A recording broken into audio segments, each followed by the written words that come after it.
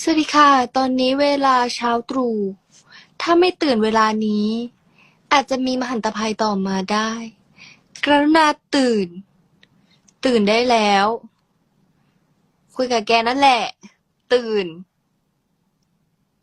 ตื่นได้แล้วตื่นจะตื่นได้หรือยัง บอกให้ตื่นคนที่อยู่ในฝันน่ะ เขาไม่มีอยู่จริงหรอกนะ